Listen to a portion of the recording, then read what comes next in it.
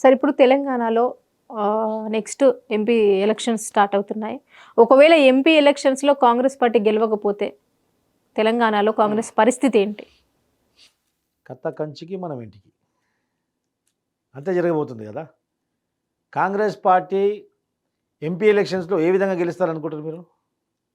అంటే ఇప్పుడు ఏ విధంగానైతే ప్రజలకు హామీలు ఇచ్చి ఇప్పుడు గెలిచారో అదే విధంగా ఎంపీ ఎలక్షన్స్ కూడా వెళ్ళే అవకాశం ఉంటుంది కదా. క్రియేట్ అయిందమ్మా.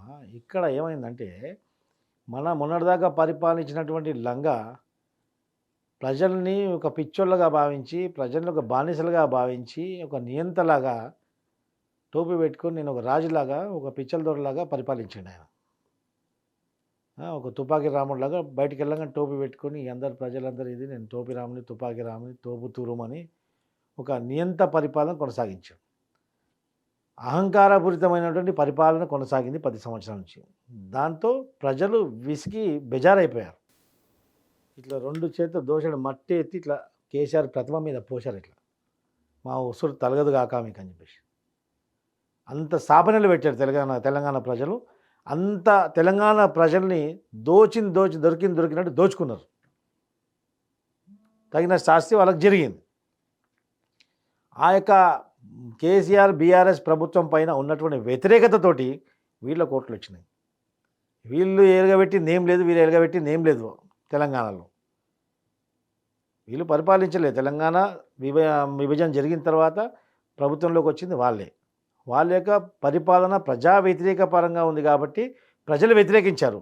వీళ్ళకి వచ్చింది కూడా ఏంది, అంత కన్సాలిడేట్ మెజారిటీ రాలేదు. వీళ్ళకు మార్జినల్ మెజారిటీ తోటి ప్రభుత్వంలోకి వచ్చారు. వీళ్ళు తుమ్మితే పడిపోయేంత ప్రభుత్వం ఇది. సో ఆ విధంగా వీళ్ళు ఇక్కడ వచ్చారు. ఒక కేసీఆర్ యొక్క నెగటివిటీ చూపించుకొని, కేసీఆర్ చేసినటువంటి స్కామ్లు, కేసీఆర్ చేసినటువంటి అక్రమాలు ప్రజల్లో చూపించుకుంటూ వచ్చారు. ఈ యొక్క ఎంపీ ఎలక్షన్స్ అంటే మొత్తం భారతదేశం యొక్క అభివృద్ధి, భారతదేశం యొక్క స్థితిగతులని ప్రజల్లోకి తీసుకెళ్ళాలి. కాంగ్రెస్ పార్టీ ఈరోజు ఏ స్థితిలో ఉంది? ఉత్తర భారతదేశంలో మొత్తం వాషౌట్ అయిపోయింది. మొత్తం భారతదేశంలో కేవలం 2 రాష్ట్రాల్లో వాళ్ళ ప్రభుత్వం ఉంది. ఇంకెక్కడుంది? అదే కారణం చేత రాహుల్ గాంధీ అక్కడ గెలవడం చెప్పేసి ఉగ్రవాదుల మనోబుద్ధితో నడిచినటువంటి మజ్లిస్ లీగ్ పార్టీతోటి, పిఎఫ్ఐ లాంటి ఉగ్రవాద సంస్థల ఓట్లతోటి అక్కడ ఎంపీ గెలిచిండు. సోనియా గాంధీ కూడా ఇప్పుడు మొన్న రామ్ జన్మభూమిలో అయోధ్యలో రాముడి యొక్క ప్రాణప్రతిష్ఠ అయిన తర్వాత ఆమెకు వణుకు పుట్టింది. ఇక మన నూకల్ జిల్లా ఉత్తర భారతదేశంలో అని చెప్పేసి మొత్తం క్లీన్ స్వైప్ అయిపోయింది బీజేపీ. మనం అక్కడ గెలిచే ప్రసక్తే లేదు అని చెప్పి వాళ్ళు తెలుసుకున్నారు. అందుకని చెప్పేసి ఖమ్మం జిల్లాలో ఒకటే జిల్లాకు 3 మంత్రులు చేశారు. ఖమ్మం జిల్లాలో ఇప్పుడు ఉన్నటువంటి పరిస్థితి ఆమెకి. బహుశా సోనియా గాంధీకి ఇది లాస్ట్ ఎలక్షన్. ఖమ్మంలో గెలుస్తా అని చెప్పేసి, ఖమ్మంలో కాంటెస్ట్ చేస్తా అని చెప్పేసి ఆమె యొక్క ప్రకటన. ఆమెకు తెలంగాణ మీద ఉన్నటువంటి ప్రేమ, వీళ్ళకి ఆమె ఉన్నటువంటి భక్తి అదంతా ఉత్తదే. ఉన్న వాస్తవం ఏంటంటే అక్కడ వీళ్ళకి నూకలు చెల్లిపోయినాయి, అక్కడ పుట్టగతులు లేవు కాబట్టి ఇక్కడికి వస్తున్నారు. బహుశా this will be last election for the Congress party.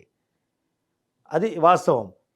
ఇప్పుడు దేశ ప్రజలకు ఈ యొక్క పార్లమెంట్ హౌస్లో మేమేం చేశాము అనేది వీళ్ళు చెప్పడానికి ఏం లేదు. సోనియా బొమ్మ చూపించుకుంటూ, రాహుల్ బొమ్మ చూపించుకుంటూ వీళ్ళు తిరగడం తప్ప ఇంకేం లేదు. ఆ క్యాండిల్ పట్టుకొని తిరిగినంత మాత్రాన ఓట్లు పడవు. రాహుల్ గాంధీ, సోనియా గాంధీ ఏ విధంగా చేశారు, ఈరోజు హిందూ అనేవాడు కాంగ్రెస్ పార్టీకి ఓటేయడం మానుకున్నారు ఆల్రెడీ. ఎందుకంటే అనేకమంది ప్రపంచవ్యాప్తంగా ఉన్నటువంటి హిందువుల మనోభావాలు గౌరవించి రామజన్మభూమికి ప్రాణప్రతిష్ఠ, రాముని యొక్క ప్రాణప్రతిష్ఠకి ఆహ్వానం అందినప్పటికి కూడా నువ్వు వెళ్ళకుండా తిరస్కరించినావంటే నిన్ను ఆరాధ్య దైవమైన హిందువుల సర్వం ఆరాధ్య దైవమైనటువంటి హిందువుల ఆరాధ్య దైవం అన్నటువంటి రాముని ప్రాణప్రతిష్ఠకు ఆహ్వానం వచ్చిన తర్వాత నువ్వు తిరస్కరిస్తే, మా ఆరాధ్య దైవం యొక్క ప్రాణప్రతిష్ఠకు నువ్వు రానని చెప్పి తిరస్కరిస్తే రాముణ్ణి ఆరాధించేవాళ్ళు నీకు ఓటేస్తారా? ఒకవేళ ఓటేస్తే రాముని ఆరాధించే వాళ్ళే కాదు వాళ్ళు. ఖచ్చితంగా రాముణ్ణి విభేదించే వాళ్ళే కాంగ్రెస్ పార్టీకి ఓటేస్తారు తప్ప రాముడు దేవుడు, రాముడు మర్యాద పురుషోత్తముడు, రాముడు ఆదర్శప్రాయుడు అని భావించే వాళ్ళు మాత్రం కాంగ్రెస్ పార్టీకి కానీ, కాంగ్రెస్ పార్టీ నాయకులకు కానీ ఓటు వేయవరు.